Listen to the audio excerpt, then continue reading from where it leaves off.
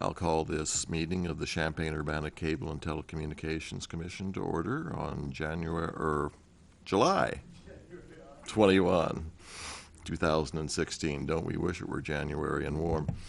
The time is 3:35. Would the clerk please call the roll? Commissioner Folk, Present.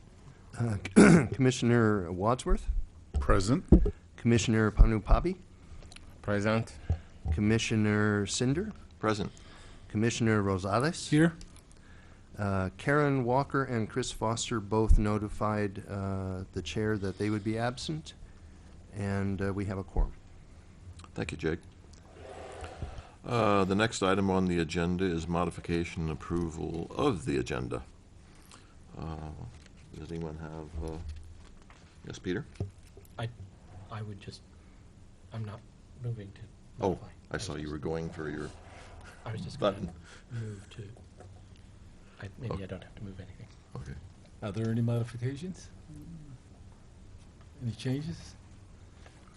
Move to move the agenda. Yes. Thank you. Second. There's nobody that has any. It's been moved and seconded that the agenda be approved. Is all in favor? Aye. Aye. Aye. Aye. Opposed? Aye.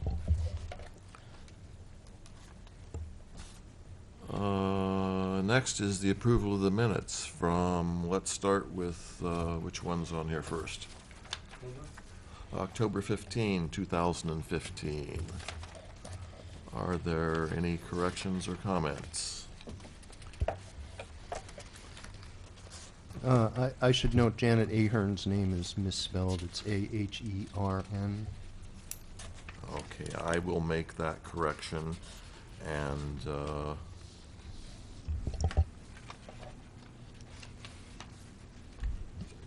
forward you another copy. Is that throughout, Jake, or just in one place? I'll search. It's an easy thing. Search and find. It looks Yeah. like Find there's, everything. it's correct on the next set. Is it? Yeah. Chris also informed me that in one of the sets of minutes, Jacob Bernard's name was misspelled, so I'll fix that as well.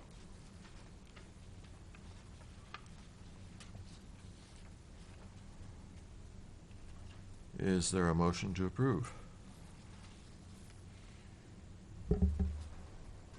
Motion to approve. Second. It's been moved and seconded that the minutes from October 15, 2015 be approved. All in favor? Aye. Aye. Opposed? Aye.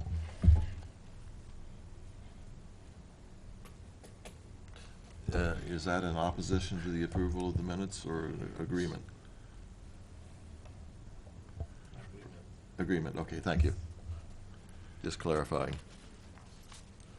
Next is the minutes from April 21, 2016. Discussion? Move to approve. I believe it is in this set of minutes that Chris Foster indicated that Jacob Bernard's name was misspelled, and I will correct that as soon as I find it and forward it as well to you, Jake. So do we wait to approve until that is done? Or No, no, that was note, still- note that it's there and do that. Well, move to It's approve. been moved to approve. Is there a second? Second. All in favor? Aye. Aye. Opposed? Minutes are approved. Next item on the agenda is correspondence. I've included in your packet the only correspondence with commissioners that I am aware of which I am aware, concerning Kathleen Robbins, an exchange between her and Commissioner Folk and Art Simberski.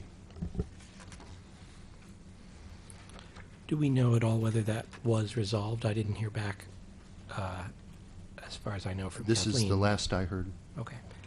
I'm going to assume it was. If Kathleen, if you're watching, you should let me know if it's not resolved.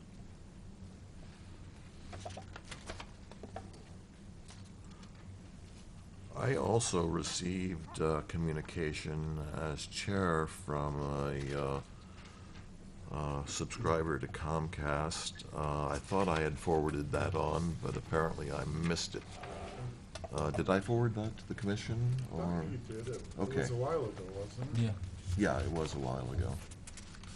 I seem to remember that, but Okay. it's not in here, right? I will find it and summarize it at the next meeting.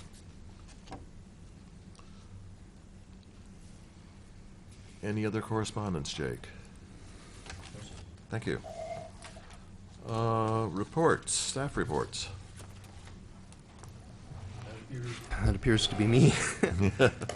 I included in your packet at Janet's request the CGTV PEG report, and following that in the packet is UPTV's annual PEG report for 2015. These are both for inclusion in your annual report, and it's pretty self-explanatory. It's a précis of the year's achievements and some data mining. And it's, like I say, self-explanatory, so I'd be happy to answer any questions. No reports from either Comcast or AT&T that you've caught wind of? No. Okay. I Do- will, Do we usually have reports from UI7 and Yes. And Rockland? the situation with UI7 is we don't know. Chris Lukeman indicated he was going to resign from the commission and resign from his position with the university, but he hasn't been in touch with us, so we don't know where that stands. Okay. I am not clear exactly on who appoints that commissioner.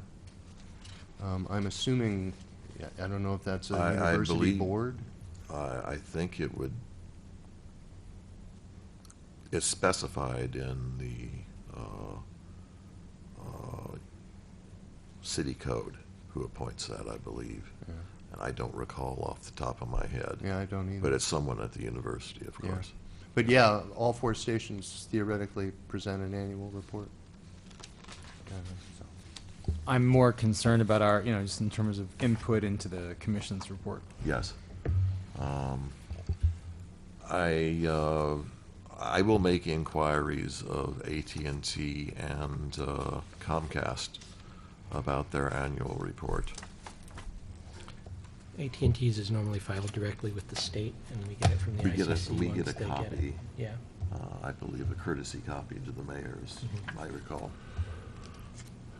Maybe I'll inquire in the mayor's office.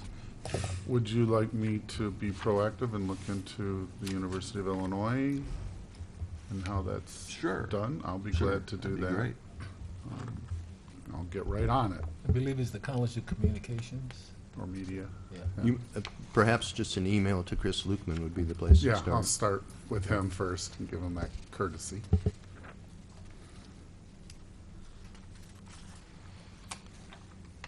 Pardon me while I write.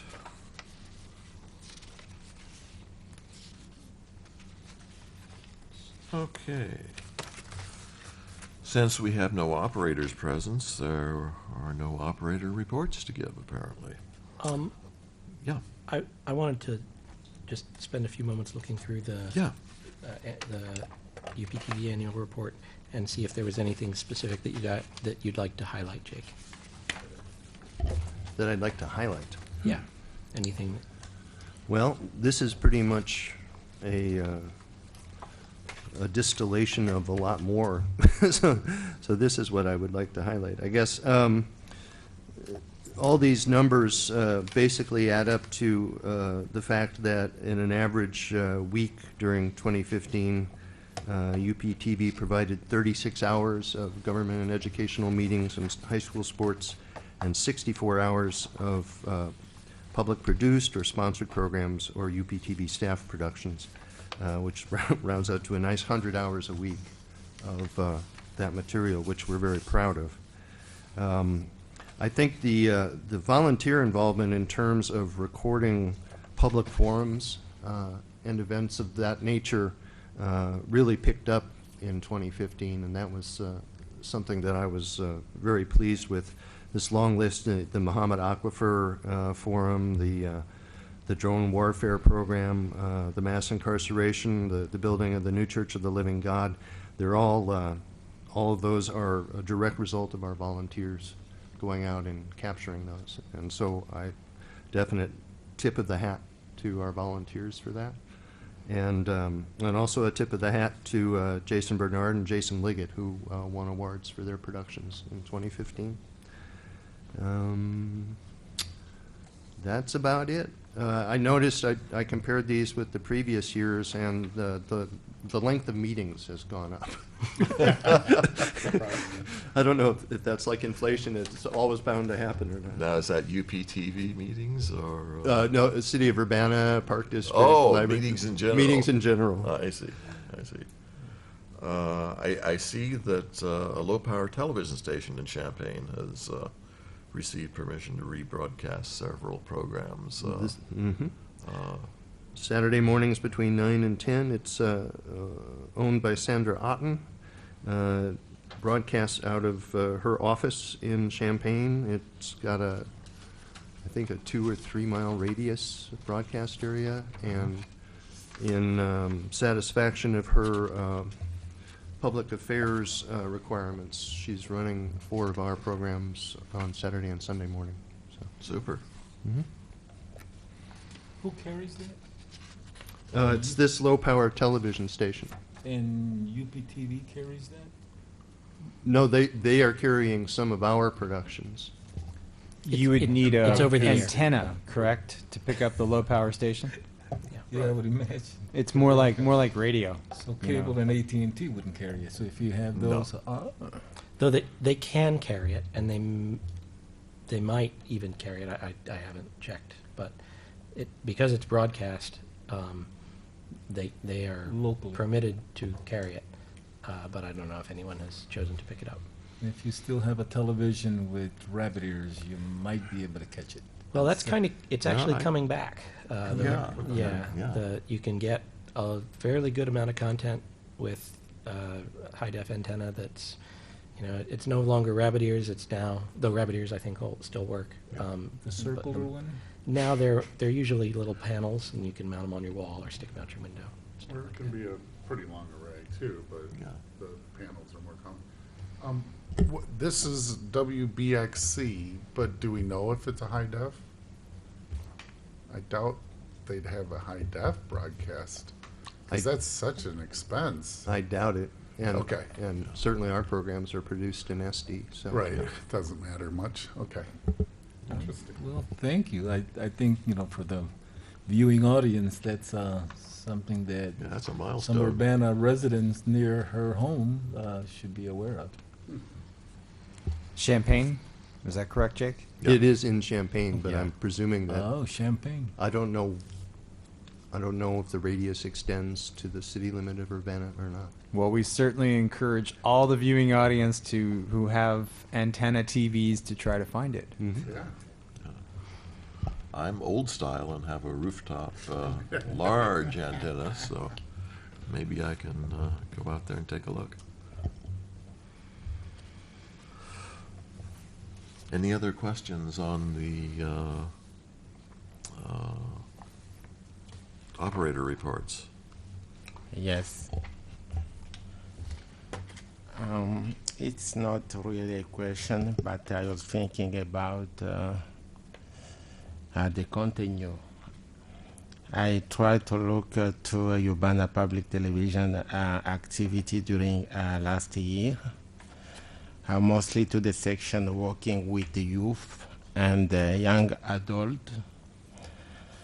I talked that there is opportunity to try to broadcast a different type of activity. I see mostly with the school, there will be try to broadcast football, soccer, basketball, baseball game, mostly physical. Yes. But what about if they can think of this kind of activity like math competition, science competition, STEAM competition, I think that will bring an added value to education within Champaign-Urbana. So there is something called, what's it called? We used to call it Scholastic Bowl. the Might be Parkland called, yeah, Challenge. yeah, or maybe it's either, maybe it's now called Parkland Challenge, is that right? It's an academic bowl where the teams, And it's sorry, it's produced and aired on the Parkland channel, which is on cable and other at least it's on cable and AT&T. I don't know about ITV3 yet. Comcast and AT&T, and you can go and you can look at it on its website. And it's a pretty big, very exciting high school quiz bowl type competition. Very very cool stuff. I know there was some discussion of a cooking show produced out of Urbana High School or Urbana Middle School. I don't know whether that ever came together. Jason, if you're listening, I thought you had some involvement with that. Do you know whether that ever came together? He may not be set up for voice right now. Yeah. I'm Okay. not sure he is. Well, that was something that they were working on, but I don't know if it ever got done. But I know the Scholastic Bowl, they were talking about it last meeting, and it's good television. I've watched it before. Yeah, I think, aren't most of the programs from Urbana Public Television done by students? That is correct. Yeah. Yeah. And so their selection of what they decide to present is largely driven by what the students have interest in doing, I think. but point well taken. Mm-hmm. We're certainly open to Yeah. any sort of, academic, non-physical sport activities, The cooking show, yeah, I believe some of the episodes were recorded, but maybe have not yet been post-produced. Mhm. I'll check on that, but it was definitely something that was going to happen at some point. Cool. So. Okay. Moving on to item C under reports. I had a brief telephone conversation with the Champaign City Attorney, Fred Stavens, regarding the ITV franchise, in particular Section 4.1 in their obligations, general service obligations. It was not entirely clear to me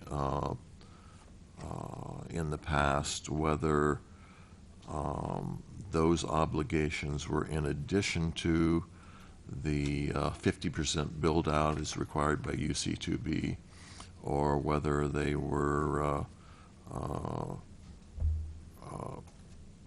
after the 50% build out was satisfied. Fred Stavens related to me that he thought that was, as I recall his words, an area open for consideration. So that's something we might want to look at in the future. However, I understand the current negotiations that are going on would supersede that section anyway. So maybe it's not relevant to consider at this time. Any questions? Okay. UC2B, ITV proposed sale report. Got it in two places here.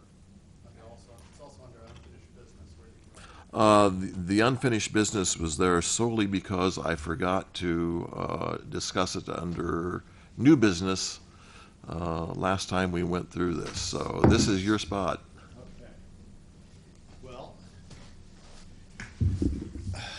Okay, so I'm Charlie Smythe and the newly appointed vice chairman of the UC2B. We've lost 4 members of the board over the last 2 months. The latest being John Gant, who was hired away by another university. So John's last day was yesterday, and so now John Kuntz is chair, and I'm tapped as the vice chair. so I'll be getting increasingly involved. I'm also pleased to say that I just got email from our attorney and our negotiating team, and it looks like we have an agreement with Countrywide. It's a memorandum of understanding. Their attorney still is on vacation, but will be back shortly, and so their attorney and our attorney are going to clean up the language a little bit, but as I understand it, it is signed by John Kuntz, and we're ready to roll. How many of you followed the discussions Monday night at Urbana City Council? I watched You it watched in its it? Okay, entirety. Just to reiterate for the public who might be listening here, not aware there, the new agreement with Countrywide calls for a 45% threshold, not the 50% threshold, a different formula for how to calculate neighborhoods and sectors, a read. They're going to try to tweak those sectors so that they make more sense. The formula changes how multiple dwelling units and businesses are counted. There is it's a 5-year agreement that will begin essentially next year with construction. We're pretty much going to give up on construction this year. They might begin some towards next year, but there's a plan for 5 years worth of build out that will get them to 22,000 theoretical past residences, single family residences. Though in that mix is duplexes and up to 8-unit apartment buildings as part of that single family residence formula. Mike Smeltzer can best describe that, as he's the one who sort of described it to them, has laid it out, and so they're working on it. And I'm getting a. Okay, no, I don't have a. Paul Hickson may come in. He's part of the negotiating team, so he may show up here in a moment. Okay, so the other pieces that are of importance, of course, they're also planning a much more aggressive marketing plan. That was one of the things that's been lacking with ITV3. Yeah. And part of that will be based on looking at the signups and the pre-committed folks that put money in and seeing what they can do using that as the core of the sectors that they build out.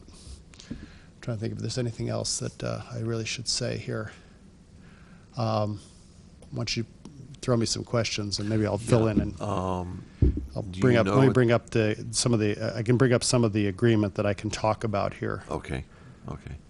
I guess my first question is, do you know at this point in time whether the numbers that were in the schedule for build-out match anything we've seen before, or are they different? That basically called for a 5-year... It's a 5-year build-out with some financial penalties if they don't meet certain levels each year. Yeah. Okay. So yes. So it's not a huge financial penalty, but it is a financial penalty nonetheless. The agreement also calls for $50,000 a year into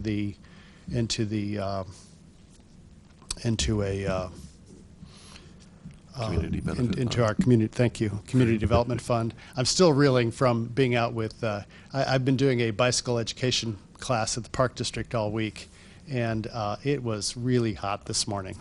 Yeah. We got out of there at 1 o'clock today, and I had to go home and lay down for a while. Let's just put it that way. I couldn't believe how much that heat took out of me today.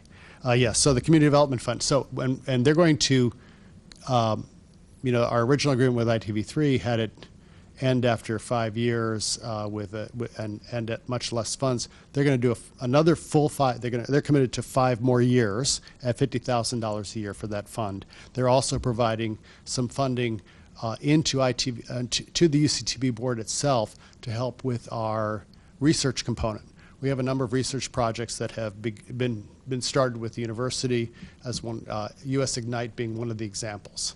And though John Gant is leaving, he is staying on as a faculty appointee here at the U of I. The university is looking to develop some collaborative agreements with the university he's going to, and someone else has taken over the GISLIS lab that we worked with. Tracy Smith will become his replacement to the UC2B board. We've already been working with her as a technical consultant on a number of these projects. So that's another aspect of UC2B. You know, we're currently one of 15 sites as part of the US Ignite program developing applications, new applications for a gigabit community. So the other thing I can report is that I think ITV3 itself has almost completed conversion of the dozen or so grant-funded neighborhoods to full connectivity with the new ITV3 system. So if you live in one of those 12 neighborhoods, you can ask for a installation to the existing fiber that's already in the neighborhood and get triple play as ITV3 provides it. That's in addition to the 4 neighborhoods in Urbana that were built out last year. So full triple play is available in 16 neighborhoods in the community. Lovely. So I think, let's see. One of the nice things is that we will have, part of the agreement calls for quarterly meetings, quarterly discussions with Countrywide, and includes an annual meeting in November where we will plan out the next year's build out. So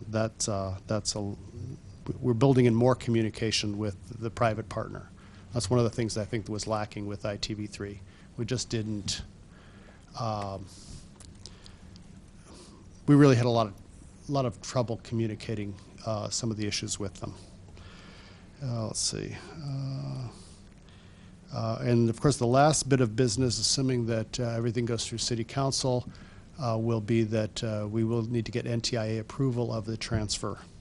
But you know, the UCTB as the representative of the consortium still owns the rings and the grant-funded portion of the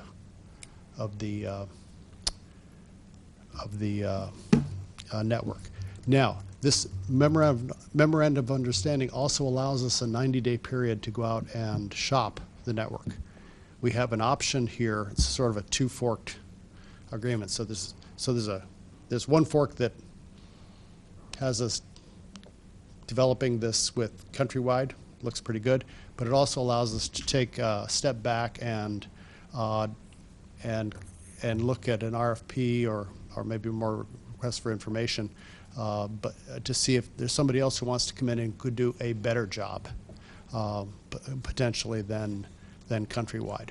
So we have a 90-day window in which to do that. And one thing I forgot to mention early on is it is my understanding that Countrywide has added Urbana and Champaign to their statewide franchise, and hence will be withdrawing their franchise request from the cities. But we have not yet gotten that officially. Okay. Do you have any information available on the term of exclusivity for IRUs on the rings?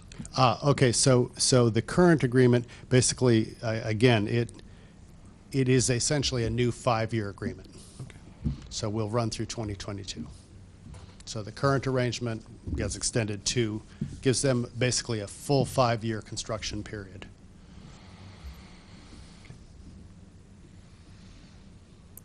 Could you, just a few basic administrative questions, and then I have a few more detailed questions. First thing is, can you go through the board as it stands now? I'm sorry, I can't hear you. Can you go through the board members as it stands now? Oh, who the board members are Yeah. now? Okay, for Urbana, it's myself, Pete Resnick, and Paul Hickson.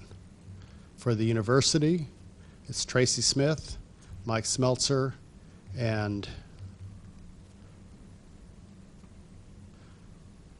Tracy, Mike. I'm missing one. It'll come back to me here in a second. For Champaign, it's Peter Schmidt, their public works director. Gordy Halton he took Erica Tewa's position, and John Kuntz from Wolfram is the chair. And whose face am I missing here? I said Mike Smeltzer, Tracy Smith, and Mark Henderson, the CIO. Yes. You mentioned some meetings. Are there still going to be UC2B meetings? You mentioned 4 meetings with ITV3. Oh, the UC2B has a regular monthly meeting, board Okay. meeting. That continues. But what I'm saying is that I think there are some specific face-to-face marketing and planning meetings that we will be having with Countrywide. Okay. That's sort of built into this memorandum. Memorandum of understanding is a closer partnership in actually doing the marketing and planning for coming years. Are the UC2B meetings still public, or Yes. are they? Okay. Yes. And when of are course, they? the option, of course, is to move into closed session for anything that's proprietary. Sure. I would imagine that build-out plans would probably fall under that. And when and where do the meetings take place?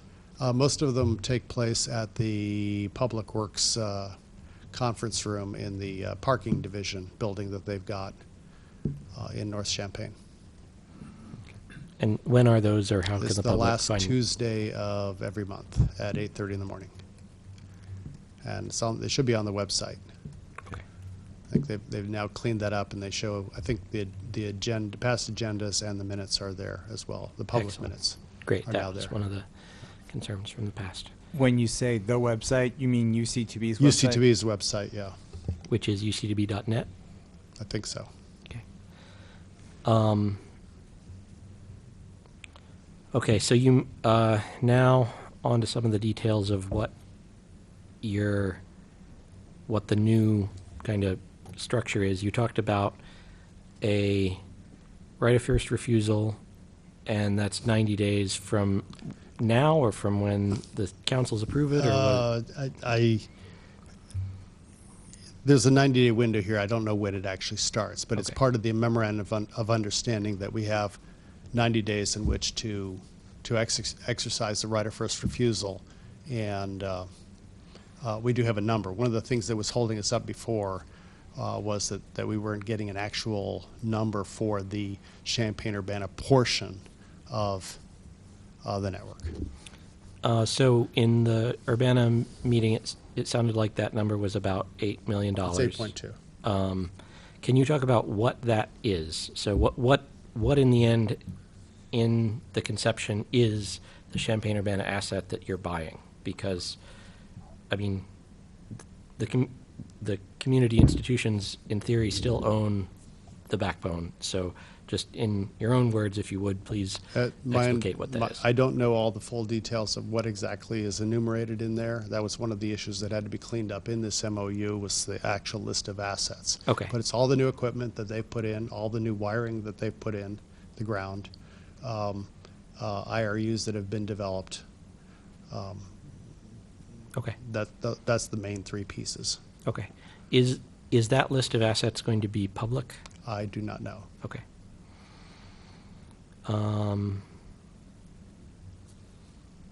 There was a comment about, from the meeting, the city council meeting, that, this is what we gave to them and now we're buying it back. And that's the area that I'd like to understand better. I don't think you can do that at this time, but it's something that, What I said Monday night, I think, is still applicable here, is that when a decision was made to develop a private partner, the aspect of it that was, from my point of view as city council member at that time, one that I was not happy with was not, I personally supported a city-run or a consortium-run utility.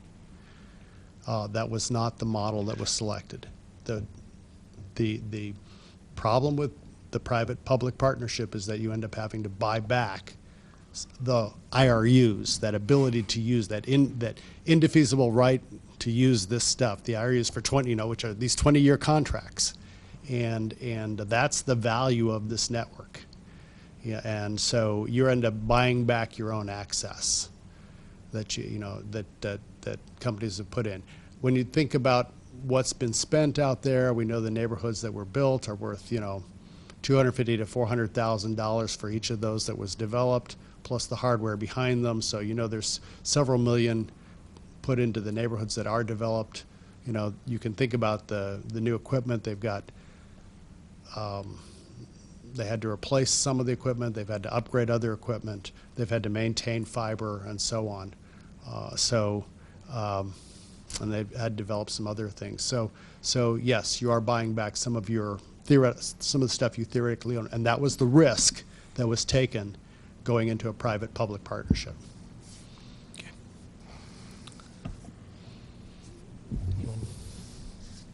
I just wanted to say, though, that that was not something, though, that this commission was able to Right. help even make a decision on with the cities. Am I correct in that? And That's correct.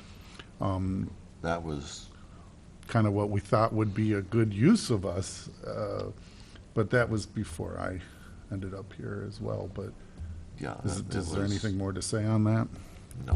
I don't. Yeah. Okay. In the same way, I was not a member of UCTB in those original negotiations and so on. I came on the board later to replace somebody else who left the commission. I was more than a year past the establishment of that agreement that I came onto the board.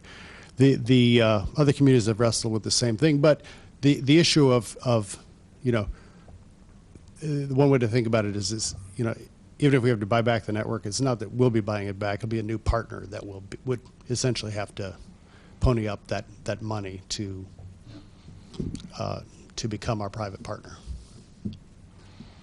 But if the cities wanted to take it back themselves, then they would have to. That's pony right. up Yeah. money. But then So we're back to the same now question. we're in a is- private Yeah, relationship right. with a Yes, private we- entity. if we wanted to go develop that public utility ourselves, and there still does not seem to be the public will to do that, I'm still in a minority there, so I will do the best I can, given that the desire is to have a public-private partnership. The other nice thing here, though, too, is that public-private partnerships are, we were one of the very first. They are now a lot more recognized in the industry. So there's a lot more of this going on. And we potentially we still have a very, very good system. We're still in, though there are a couple hundred gigabit communities out there in the planning and whatnot, we're already there in one sense. And what we don't have is the fiber to the home component that we envision. And we're not as far along in that as we'd like to be. And hopefully with a new private partner, we can get there faster.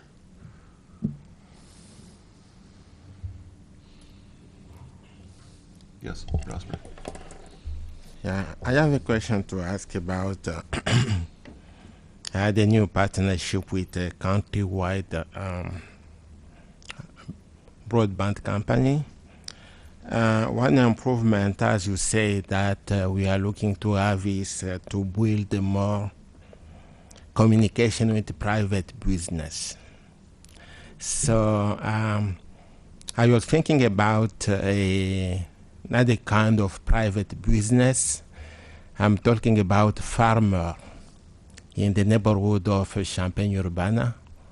We have farmer, and the one main characteristic is they are isolated. I don't know if through this deal, are you considering as well farmer as a community that we would like to approach and to give them a better connectivity? Are you referring sort of the rural component? What's in Champaign County? Or, I mean around Champaign and the Urbana, the farmer, for example, where I live in Sawgrass Division, 1 mile, almost outside the last road, which is Staley Road. We have farmer living there. So it's always challenging, to run fiber, to run run fiber all the way to one customer or two customer. Oh, yeah. So Yeah, that's outside this, the way the agreement is set up, it's based on distance from, some of the fiber rings. So there's 7 fiber rings. I Yes. don't have the map here in front of me, but theoretically, a neighborhood, the agreement is based on neighborhoods that are fairly compact. So if it's outside the city limits, it would not be covered under the agreement. So is this area in or outside the city limits? Actually, the ring that you are talking about, those 7 rings, are those which were being built by, the UC2B project, right? So I was wondering, looking to the expansion that we are looking for with the new partner, are we extending the backbone beyond those No. limits? At this time, no.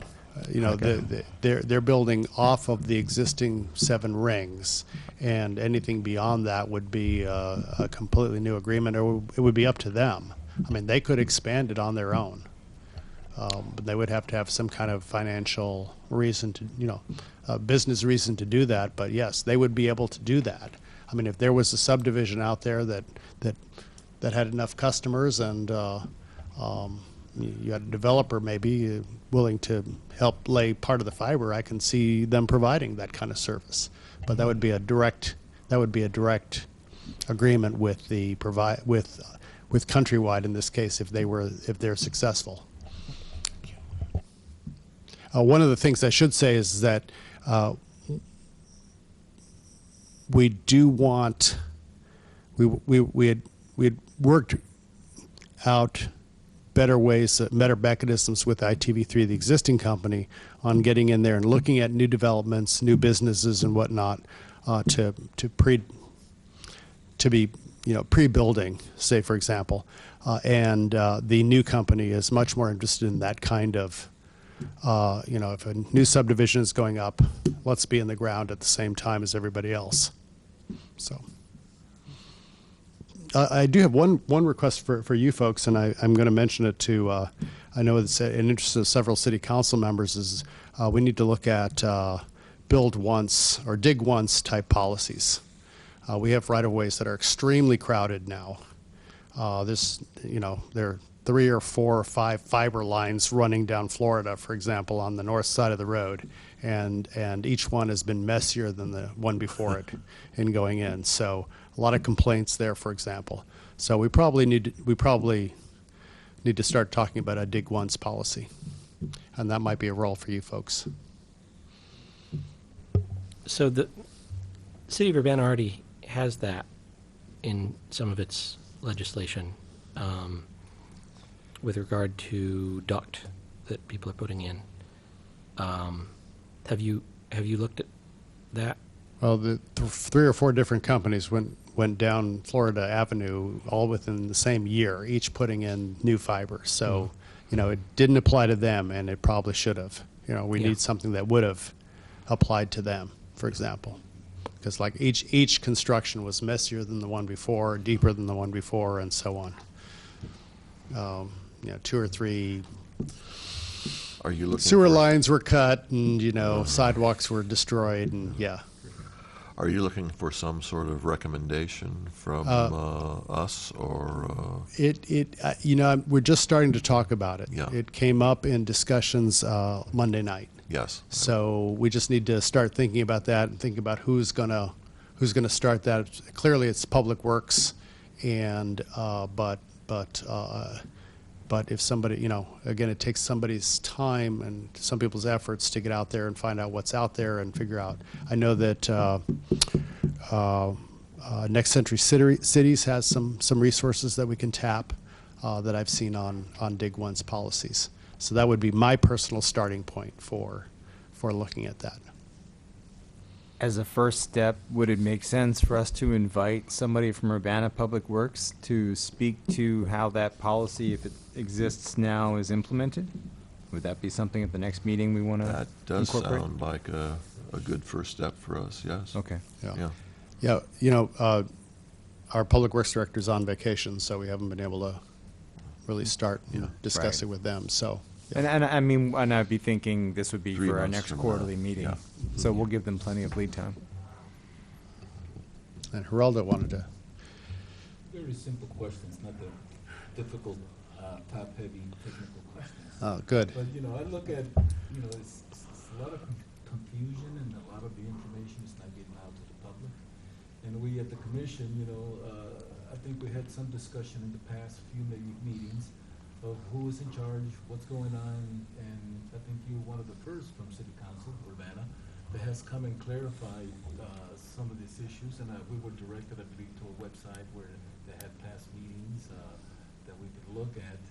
But for the layperson, as they begin to transfer some of the partnership from public to private, I would imagine the public side, the city speak for the public, right? Mm-hmm. There is really no public input other than approaching your councilman or alderman and then letting them give them a piece of your mind and having them represent you. Right? Is that correct? Mm-hmm. Well, there were public hearings held before the franchises were granted in both Urbana and Champaign. They were held by the city councils. But that was the extent of it, except for one-on-one, yes. I think one of my other concerns or questions that I had asked Charlie was the Community Development Fund and the utilization of those funds. Yeah, You know, which, I have yeah, concerns and we got chewed out badly Monday night by Aaron Ammons, when you- and rightly so. And I haven't even thought or seen the video. Yeah, well, yeah, no, we were on the verge of finally having some programs ready to go and whatnot. The chair of that subcommittee is one of those who has left us, and combined with the loss of John Gant, who is pretty instrumental in developing all that. So we're going to have to pick up the pieces and get going on that. But yes, we are very late on getting the community development fund out there. We have $150,000 in the budget currently, unspent, that will start that program going. And so we basically, hopefully, we'll reboot everything and get something out there. I'm going to ask one of our new board members to take that on. I mentioned it to him the other day, and one of the members of the negotiating team hopefully will be able to help pick up on that and take the notes and vision that we had put together. We got sidetracked too by these negotiations as well. These have been going on. You know, we got wind of it in February, and it became public in April, and things did not go smoothly at the beginning, and it's taken us till now mid-July to be able to hammer something out with the new company. And then my second question, or third question, is pricing. I think we've always on this commission had a concern about price gouging by some of our local providers.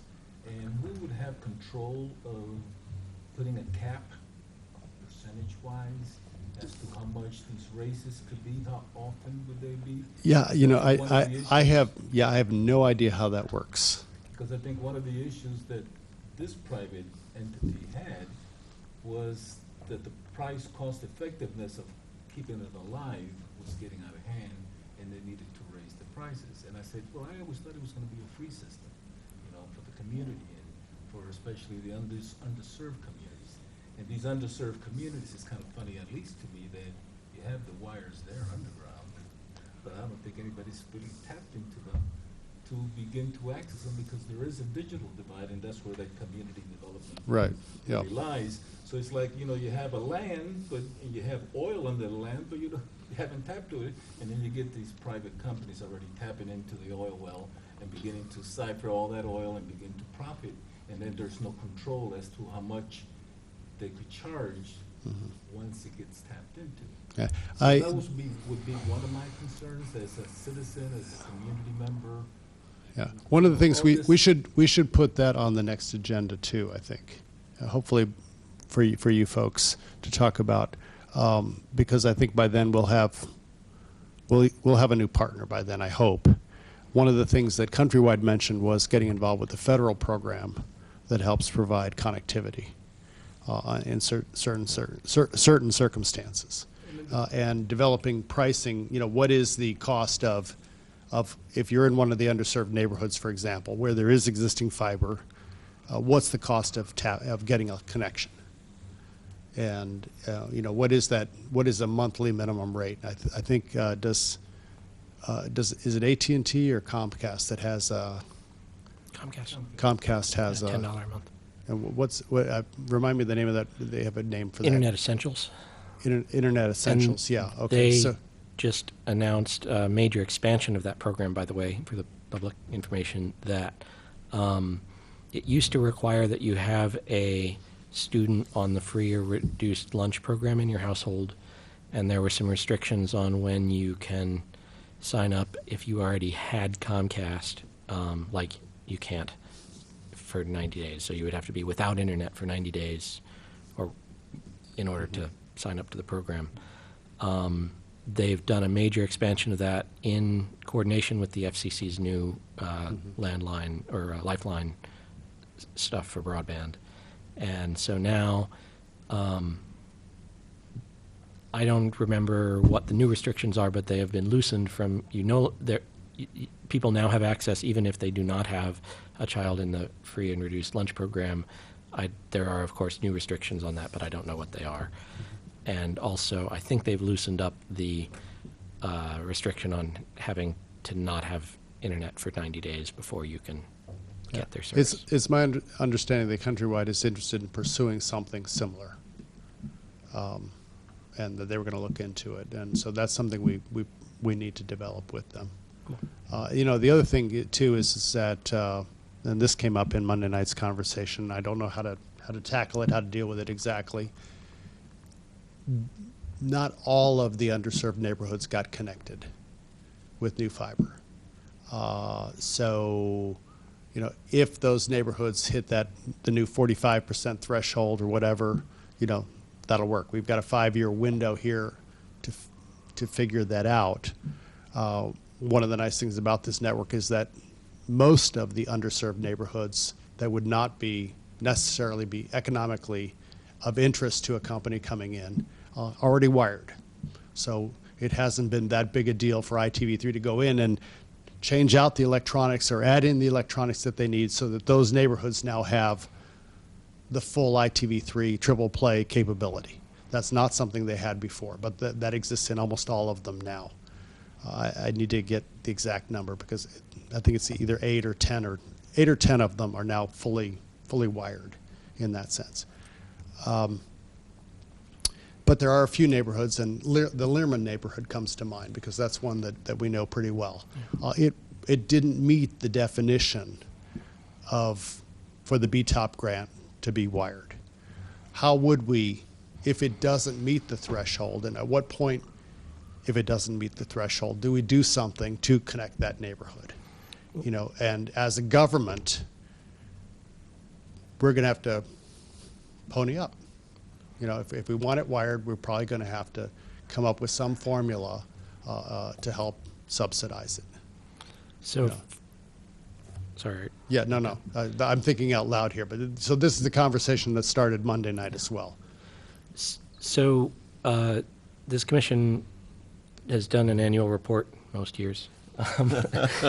And in one of them from back when the UC2B project was still being formulated, there's some discussion about that issue, specifically the difference between underserved and at risk or low income.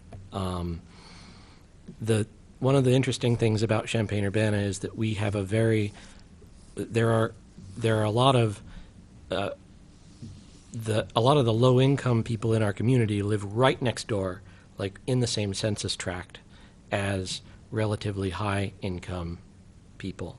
And so if our goal is for everyone to have access to this regardless of income level, we have to do something that's more than, it's not just thinking about neighborhoods or census block groups. It has to be on a more fine-grained level on an individual basis, kind of like the Comcast thing, which is specifically income-oriented. So I think I can dig up that previous discussion. We can update it in our next annual report about Yeah, the. I think it'd be good, and I think, like I said, if Countrywide, if Countrywide is a successful partner, 3 months from now, they should be sitting here and begin some of those discussions, start thinking about it. Make sure that they know about the federal programs and so on, and just think. But we have a new 5-year window to work in, and so I think we take advantage of it, and hopefully it's not, it's. I'm sure people would love it if we had a 25% commitment threshold. That would be, then we know we'd get this thing built out. We've got a little better number and a little bit formula to get to 45%, but I think hopefully by this time next year we'll see substantial construction and whatnot. But we are going to have to be patient, even though I'd like to have seen this thing built yesterday. It does take time. Building fiber it's building infrastructure. It doesn't happen overnight. Are we levying any taxes on the use of the right-of-way for these new branching out? No, we just have the. the standard 5% and 2%. What was that? The 5% and 2% that currently get charged to everybody else. For video services only. Right, yeah. There's also some pretty actually hefty taxes on the phone. If anybody who signs up for phone The service. same, yeah. If you have a phone service, you pay the same taxes as if you had from AT&T or Comcast. So everybody pays the same kind of taxes for the kinds of services they get. But there is no right-of-way fee, per se. And that's by federal law. Yeah. So For the wireless not for the wireless, but for telephone and Wi-Fi service. for telephone and internet, there's no television right of there way is. fee, yeah. But television, there's a franchise fee, yeah. So Any other? I was wondering if there is a way to update us with the list of unserved neighborhood. I think it's a capital information that we need to have in a way to know what are those neighborhood. It can help, to negotiate So opportunities. So at least prior to the negotiations, there was a map on somewhere on the ITB3 or the UC2B site. Yeah, let's see if I might be able to bring it up. I think it was also included in the Champaign attorney's report that Yeah. Commissioner Singer sent out. Yes, I think so. So that map is available of which areas are not yet built out.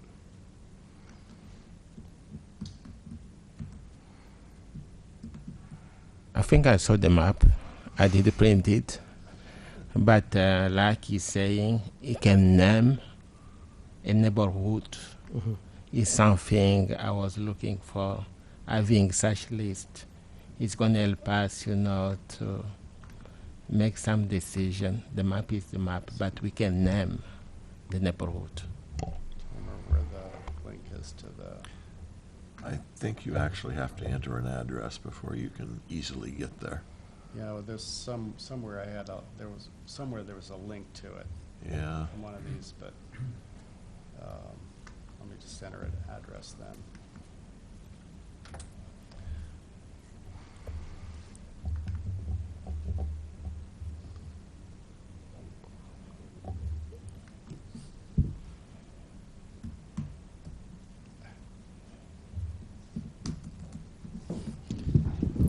Next time. That's fine. Let me ask you another question while you do that, Charles. Yeah. As you begin to expand out and connect to these hubs, would that slow down the speed any? Theoretically, no. The idea is that the neighborhoods are, the size of the neighborhoods is designed so that if everybody in the neighborhood were to sign up, there'd be capacity on the network for everybody. That's not to say that, you know, if everybody gets out there and starts pushing, you still have a 1 gig pipe or a 10 gig pipe, whatever limit. But so you do get some, and Peter's much better at this than I am because he does it for a living, so he should be explaining the answer. As far as I know, the technology they're deploying has about it's either a 1.25 or 2.5 gigabit per neighborhood capacity. So if there's maybe 102, maybe 300 people in a neighborhood, and those people would all, oh no, sorry, there's 32 people on a channel, up to 32 people on a channel. So somewhere between 32 and 100 people might be sharing that bandwidth. So it's not going to feel slow. It's unlikely to feel slow unless people's usage patterns change. It's one of the issues I have, at least at my house. I have a lot of televisions and a lot of computers. And then everybody comes in and starts turning on their own stations and their own, it starts, you know, with their Wi-Fi. And then when I want to watch Netflix, Well, Yeah, well, you know, I will say that as somebody who has a 1 gig connection, I do enjoy the speed, but I don't have to share with many, so I have no kids at home anymore. So, okay, so here you can see this map, and they now show all of these neighborhoods up here. These are the grant-funded neighborhoods across there, and they're all showing green now, and these neighborhoods down here, these are the 4 Urbana neighborhoods that have been hooked up. So it's all showing green. And yeah, these are the 4 neighborhoods right here in Urbana, plus these green. They now show everything in green, which means that they've now got all 12 of the grant-funded neighborhoods hooked up with full ITV3 capability. Their first one was out here. Yeah, there's one out here. This was the first of the 12 that they did as their test. And I know that they have new connections out there. So if you live in this neighborhood, you can call up and they'll come out and hook you up and give you a drop off of the existing system. And Charlie, remind me, the numbers are how many people remain to be signed up to meet the threshold? To hit the 50% threshold. Yes, that's how many residences are needed. So, for example, they say 68 residences are needed, 68 hookups are needed in this, what I call the hole in the donut. And the problem, here's an example of a neighborhood that has a very high commitment rate, but is held back because half of the neighborhood is large apartment buildings and fraternities, sororities that are served by Pavlov or others. And so this neighborhood is penalized because of that. And that's one of the things you're going to fix. Right, that's one of the things that we've Agreement. in our agreement, we have a new formula for capping the MDUs and businesses. So, but you know, here's a neighborhood that just needs 14. They may qualify under the 45% rule right there instead of, and you get another one here that's 24. And then in Champaign, here's one of 73. It's a nice big neighborhood. Again, it may be the same thing. You know, you see where it is, and you see, oh, there are a lot of businesses and whatnot here. But so again, here's an example of one that might be up against a lot of businesses, and again, is being penalized because of that. So we're hoping to get, you know, so we're hoping to get new marketing and get them to look at these numbers and retweak these neighborhoods. The original engineering, I understand the original engineering for this was, okay, how do we maximize our connectivity based on where the rings are so that we can get everybody out there. But, you know, that's one way to do things. On a business side of things, well, you want to get those customers out there. You want to get as many customers as possible as fast as you can. You want to go to neighborhood associations. You know, if you've got a neighborhood association that represent and it's split into 3 different sectors, that probably doesn't make a lot of sense from a business point of view. You want to go sell to that neighborhood association and get that neighborhood hooked up. Yeah. And so that's some of the different thinking that Countrywide is promising us. you know, that they're promising, you know, the proof is in the pudding, so we'll see where they're at next year, if they're a successful partner. When's your next public meeting that you're going to be having? We've changed our schedule because of summer here. I suspect we won't meet again until, we'll probably have some meeting sometime in August when everybody gets back. You know, we just had a meeting earlier on Monday because of all the changes. And so we're not planning a end of July meeting as we normally would. So I suspect we'll have some kind of meeting sometime in August. We definitely will have one by the end of August, the last Tuesday in August. But it might be a little sooner than that because of timing. And then we'll be back on our regular schedule come September. Thank you. Thank you Yeah. very much. So- Charlie, we thank you for Okay. your ability to attend here and bring us good news. And Yeah, well, I hope it's good hope news. it turns out to be good Great news. job. Got to say, Charlie's a good luck icon yeah, he because brought us last good time, right at the end of the minutes reflect that UPTV was connected on ITV3 right at the end of the meeting, and here he is with real-time breaking news about the new agreement. Yeah. We got to get you to come to all the meetings. Yeah, well, my fear is that, okay, so our tradition is that the vice chair becomes the chair.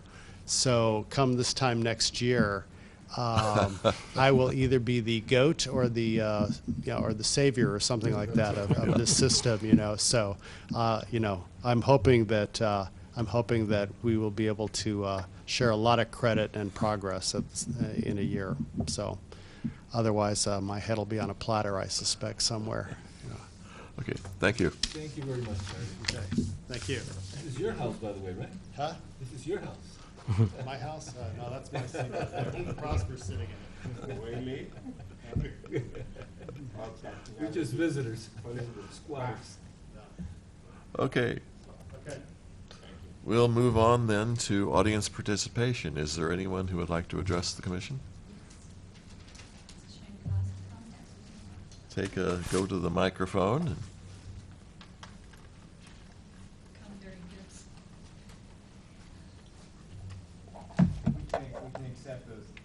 We can accept those gifts on a Comcast behalf, probably. So, unless you want to return at a later meeting as well. I might take them back home. And if they leave me more gifts in my yard, I might call the police on them. My name is Rebecca Patterson. I live at 609 East Bradley in Champaign. I am not a Comcast customer. Never have been, never will. When I bought my house 25 years ago, I had a cable dangling from a pole in the backyard, 100-foot line going from the pole to my house. I said, come take it off. They said, why? The next person that lives there might want it. I said, no, come take it off. They argue with me. Finally, they came and took it down. I mean, and it's been downhill ever since. My garage, I asked the city for a grant to have my garage torn down. It was caving in. I mean, literally, I've got pictures. The roof was caving in inside, the door falling off on the side. 8 feet from the garage, and the garage was in the back of the yard. Door falling off 8 feet east of the door. The side door is a 60-foot tree, huge roots. Behind the garage is the pole where the Comcast line runs along the back of the property. There's a standard 8-foot easement with sewer line across the back of my yard. My yard is 150 feet front to back, 100 feet wide. It's the last property on Bradley in Champaign. Next door neighbors live in Urbana. There is no easement on the east side of my property. They take the cable line from the pole, they drape it across the yard to the next door neighbor's house in Urbana. They've done this repeatedly. And they leave their remains in my yard for years, repeatedly. This is the most recent one. The previous one got cut accidentally by a chainsaw when my son was cutting debris up against the garage. He didn't see it because it's black, and I mean, I've got pictures of the weeds back there. You couldn't see it. And there's also moles, holes, or groundhogs that live back there. This is the one where when the contractor took down my garage and they were told the garage was coming down, they laid it there anyway. They claimed they buried it. They did not, because you can't bury it with a machine through tree roots that are like this big around. Yeah. They said they buried it. The contractor took the garage down and he accidentally broke it. And we didn't know it was broke, and pretty soon a police officer walks up in my yard, an Urbana police officer walked in my yard and asked who was in charge, and I said, this is my property, and I said, why are you here? And he said, because you told them to cut it, to cut the cable line. And I said, what are you talking about? And threatened me with arrest for an illegal cable line. The current cable line is draped across my yard. I prevented them from taking it from the pole across where my garage was. I stopped them. At one point, it went behind the tree in Urbana, because the tree is half mine, half my neighbor's. They moved it in front of the tree and started to bury it through where my garage was before my contractor was finished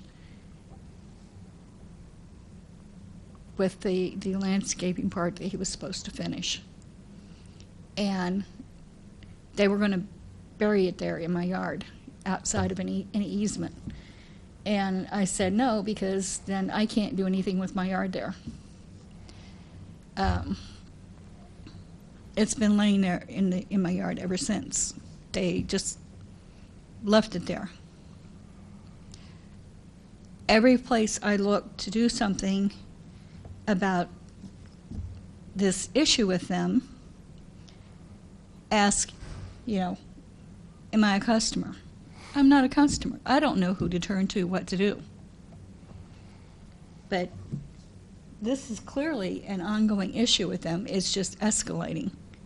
And it's at the point where they're threatening me with arrest for trying to get them to not cause problems. Have you spoken with the city of Champaign? Since your property is in the city of Champaign, there are standards for how cables are to be installed. They don't even have anything on their website where you can file a report. Okay. I was at the last city council meeting. I if- brought it up, and everybody just sits there and nods their heads. If you would leave your name and address in writing, we will get that forwarded to the appropriate people in the city of Champaign. Could you clarify a few things? Yeah. So, you say it's currently draped from the pole to your neighbor. Is that basically the idea? It's my son tied it up out of the way so he could mow the yard and not run over it again and damage his mower. And then it's tied up, pushed up against something, a bush or something, to hold it out of the way. It goes, it's strung along the edge of my property up to her house. in the easement, but above ground, or neither. Part of it's in the easement, part of it's in my yard. Okay. But I mean, it's And- literally just draped along the yard. It's just strung from, it's just there. It's been that way for a month. It's been that way for a month. Okay. I've got pictures. I can show you what it looks like. I'm pretty confident that if you get us your information, we can get that resolved for you. We are probably the right people to talk to, and it sounds like the Comcast people that They're you're getting in contractors, yeah. they're behaving very unprofessionally, and they're doing stuff that's at least unprofessional, maybe illegal, and the people that we deal with, Comcast, will be able to talk with them directly and make that stop.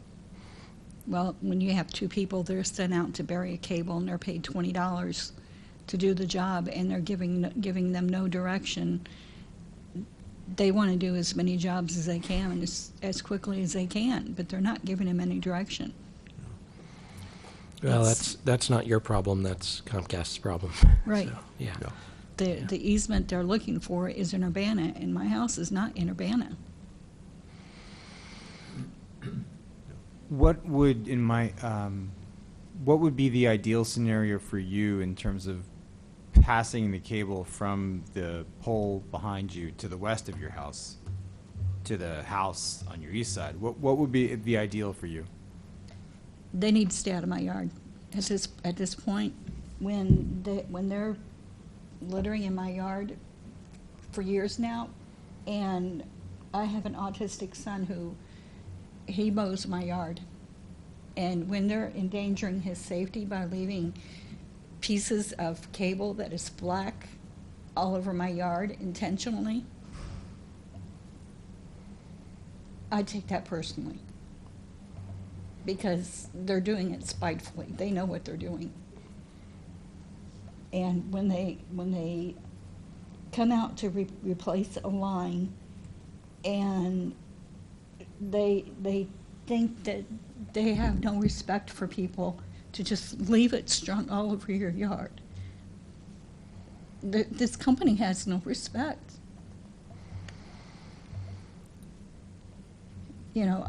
I don't want any of it in my yard. If I could have them have none of it in my yard, I would.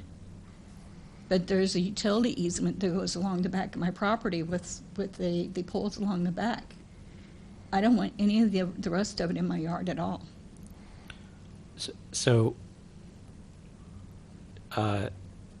if they were to put a permanent line that crosses your yard in the easement, so that they no longer have to visit your yard to service your neighbor, that would be a good goal for you. They run the permanent line across the poles. Then they want to come down off the pole and go wherever. That easement goes Right. straight across to Urbana. They can go wherever they want after they come out of that easement into Urbana. Right. But they're not going to cut across my yard. And is it strung overhead along that easement? Does their trunk cable go from pole to pole through that easement, Until that last pole.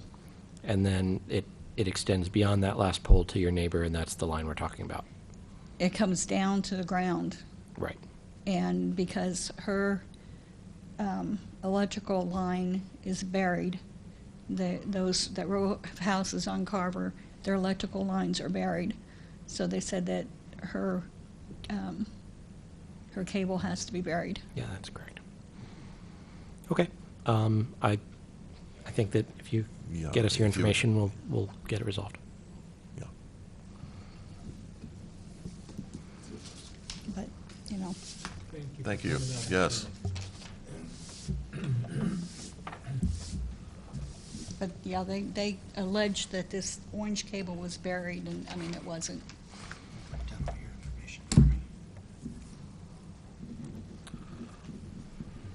Okay, moving on to unfinished business. ITV proposed sale discussion. Is there any discussion at this point, or have we exhausted that topic?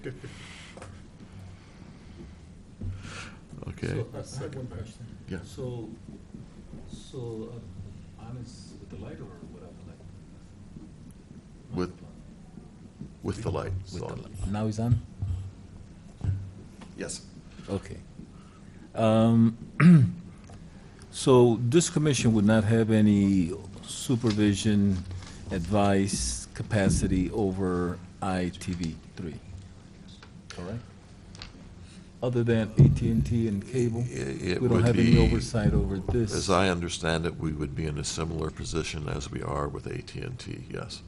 Okay, so there will be no manager coming in to describe what they're doing, what they're not doing, how they're pumping in cable, or If- receiving if- complaints regarding If they... installation of cable or in easements and, We can certainly invite them, but I don't know that they are required to attend.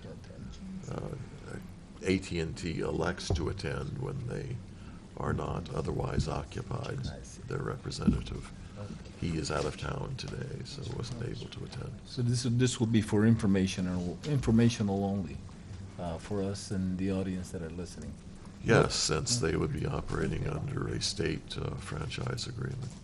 Well, Yeah. I mean, Is that- we're also we're advisory to the city council, so to me, our job is to take that information, such as either they tell us or we can glean from other sources, and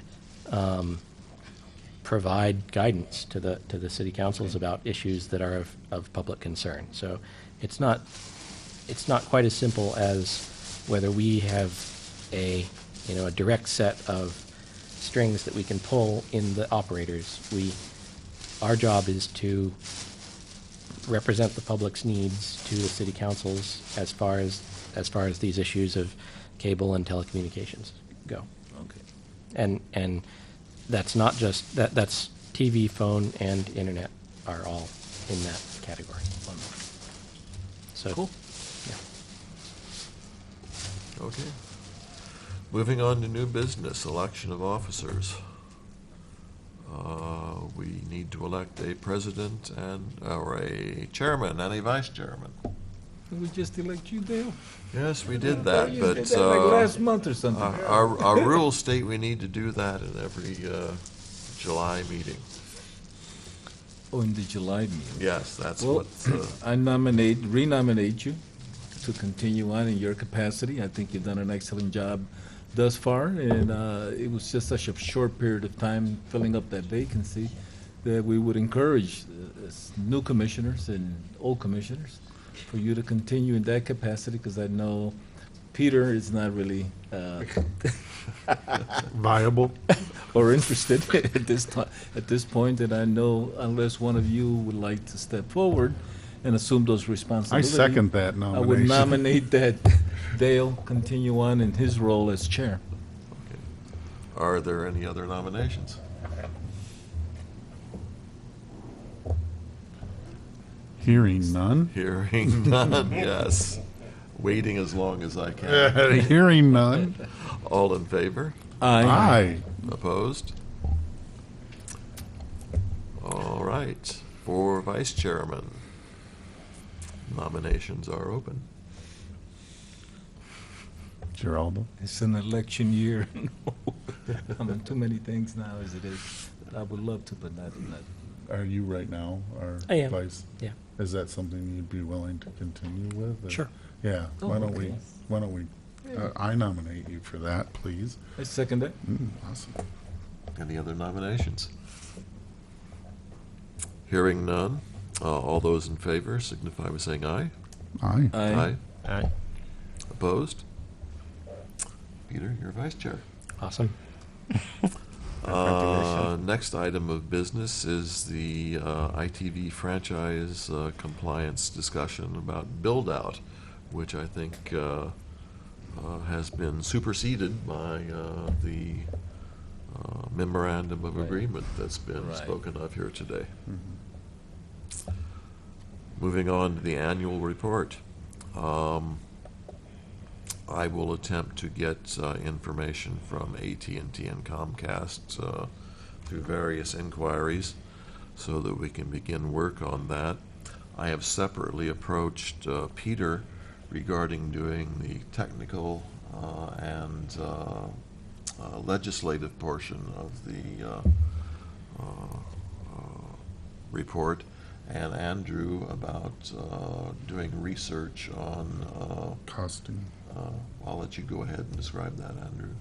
Oh, well, I Com- thought com- it was the costing of the various Costing providers. and service offerings, yeah. Yep, costing, service offerings. Trends and so And then forth. if we have any old, Annual reports. yeah, that I Yeah. could use as Yes. a reference, that Yes. would be very helpful in my endeavor. Yes, Thank you.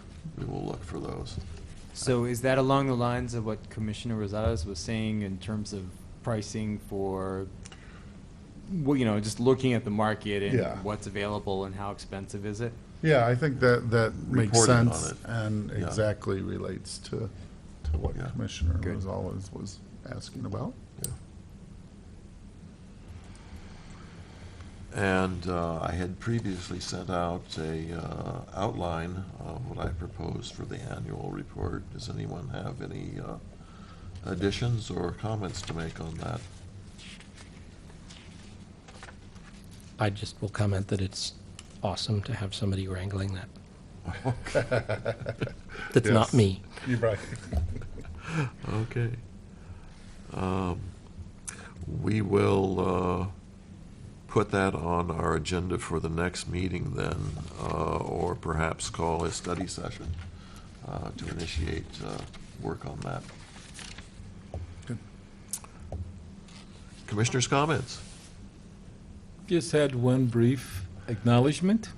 I love your article that the News Gazette did on you, Peter, and your company. There were many questions that still linger with me about what you do and how you do it. And I thought it was a very nice, concise, clear article about your company. And I wanted to acknowledge that article as well as acknowledge your venture in wireless, opportunities out there. And one of the questions I had asked you was trying to tap into those hubs or those rings without using a wire, without digging. And I think, you're well on your way. Well, thank you very much.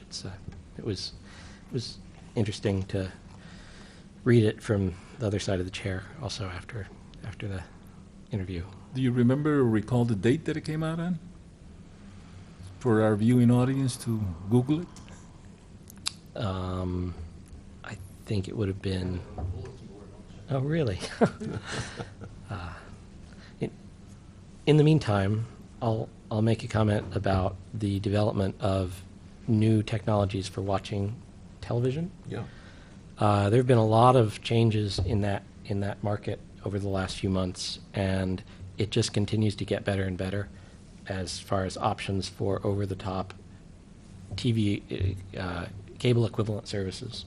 You can now there are I think Sling TV, which we've talked about before. They added a bunch of channels without increasing the price, which what cable company has ever done that?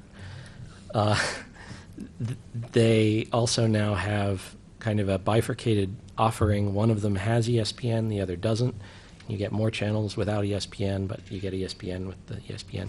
None of them have the Big Ten network, though, so Well, for Champaign-Urbana. PlayStation Vue, which is a similar product from Sony, is now available for everyone in the U.S., though. It used to be only available to, I think, 7 cities, and now it's available everywhere. And they have your ABC and NBC, all of the channels, and it's another really cool offering. I think it starts at $40 a month instead of Sling's $20. There are also new products out there to watch over the air, the antenna stuff, with kind of hybridized with your over-the-top stuff, with over-the-top cable like Netflix. There's one called the TiVo Bolt that's a new product, and it does 4K, which is, this stuff is, every couple weeks there's a new product or offering out there, and so it's really becoming a viable option for people who are interested in cutting the cord or going back to an going antenna. to a different cord. Yeah, right. These don't come in high definition, right? They do come in high def. They do? Really? Oh, yeah. Yeah. utilize that gigabit. Yeah, interesting. I'd like to note that Commissioner Falk was featured on July 3rd was the date of the article, and it is available on the News Gazette website. Thank you, Sanford. Thank you very much.